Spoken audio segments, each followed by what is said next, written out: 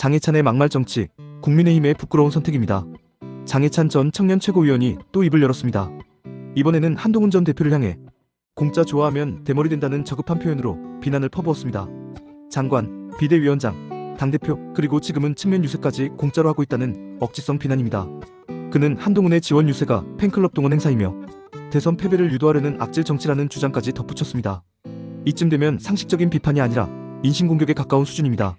장해찬은 스스로를 청년 정치인이라 부르며 국민의힘의 새로운 얼굴을 자처해왔지만 과거부터 지금까지의 행태를 보면 막말 정치의 아이콘 그 이상도 이하도 아닙니다. 그가 과거에 쏟아낸 막말들은 한두 번이 아닙니다. 이준석 전 대표를 향해 그의 정신건강이 걱정된다. 문재인 전 대통령에게는 조국교주라는 표현을 써가며 정치 혐오를 조장했고 민주당을 향해서는 자살정당이라 비난하며 도를 넘는 표현을 남발해왔습니다. 논란이 일 때마다 의도는 아니었다. 청년답게 솔직했을 뿐이라며 빠져나가려 했지만 그는 반성도 책임도 지지 않았습니다.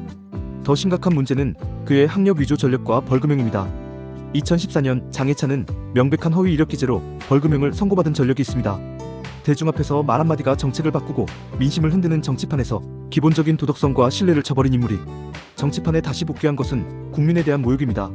그런 장해찬을 복당시키고 선대위에 다시 기용한 국민의힘 지도부의 정치적 판단은 비판받아 마땅합니다. 선거를 앞두고 도덕성과 이미지 쇄신이 절실한 상황에서 이런 문제적 인물을 다시 불러들이는 전략은 어떤 중도 유권자에게도 긍정적으로 비치지 않을 것입니다.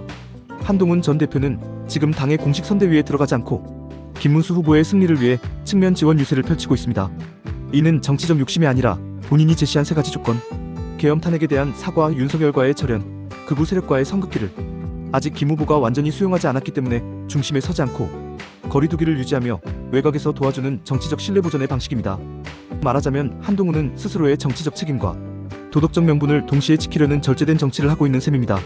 그러나 장해찬은 이를 대선 패배 유도, 계산 정치, 당권 욕심이라 몰아붙이며 자신이 품은 오래된 감정을 보란듯이 터뜨리고 있습니다. 도리어 누가 뒤끝 정치를 하고 있는 것인지 묻고 싶습니다. 대선 직후에도 한동훈을 향해 끝없는 비방을 이어가고 심지어는 한동훈의 유세 현장에서 몰려든 시민들의 반응까지 팬덤 정치라며 폄하하는 모습은 지나친 질투이자 자기 정치에 한계가 온 정치인의 초조함으로 보입니다. 장해찬이 말한 공짜로 당권을 먹으려 한다는 주장은 사실 묵은일 뿐 아니라 자기 고백처럼 들리기도 합니다. 장 전 위원장은 윤석열 정부 출범 이후 방송과 언론, 유튜브를 종횡무진하며 사실상 권력의 혜택을 톡톡히 누려온 인물입니다. 청년이란 이름으로 당에 들어와 총선 공천을 꿈꾸고 청년 최고위원까지 단숨에 오르며 정치 입문 비용을 대폭 줄인 당사자입니다.